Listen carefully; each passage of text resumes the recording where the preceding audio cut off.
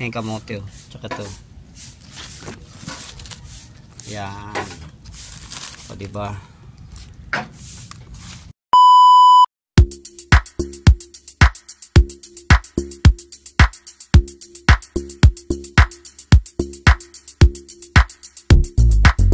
Good morning mga ka-farmers. Dito na naman tayo ulit sa akin mini farm. Sa ngayon, ang gagawin naman natin ngayon ay mga harvest tayo ng kamote. Last kong ginawa to January, tapos nagtanim uli ako. So ngayon pang 5 months. May napapansin ako na kamoting lumabas na, naisipan kong harvest na at baka marami-rami na rin yung 5 months. Pakita ko sa inyo. Ito mga farmers, yung kamote kung nasa sako lang. Ito yung hinarvest ko rin ng January, nakasako rin yun. Ayun ka farmers oh. Ayun kamote oh. Tsaka to. Yan. O diba? Ayan, kaya naisipan kong harvest na. Tara, samahan nyo akong harvestin natin to.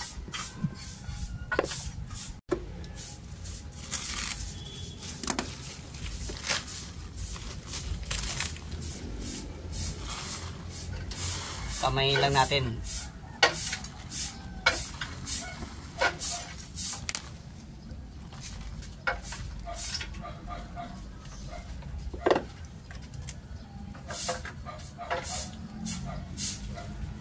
Yun lang. Maliit lang pala yun.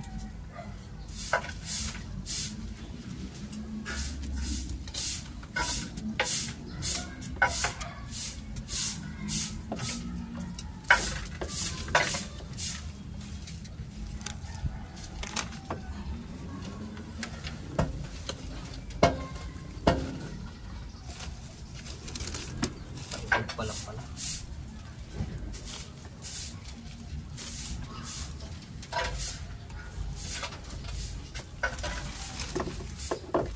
Pero na naman dito.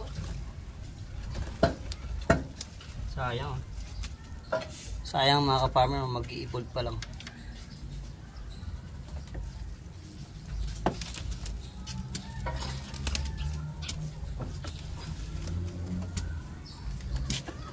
Medyo masikip yung lupa niya. Siksik. Kaya siguro hindi niya ka-develop na maganda.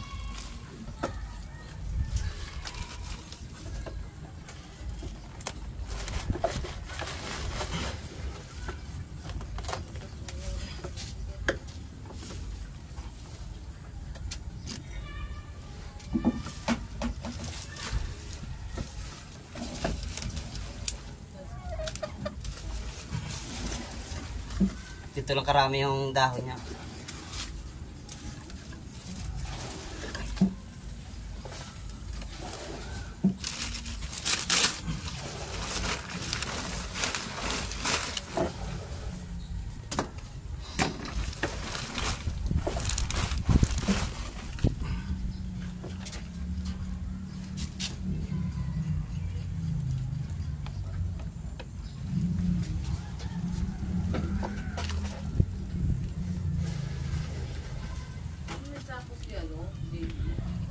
Sako na lang natin. Pari apat na medium. Okay na rin. Sa loob ng 5 months, 4 na medium. Oh my God! Wow!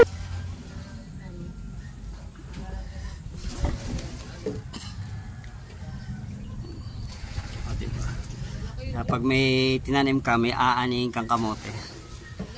So ang gagawin ko, i-recycle ko ulit ito. Magtatanim ulit ako para sa December hindi talaga ako mawala ng handa, di ba?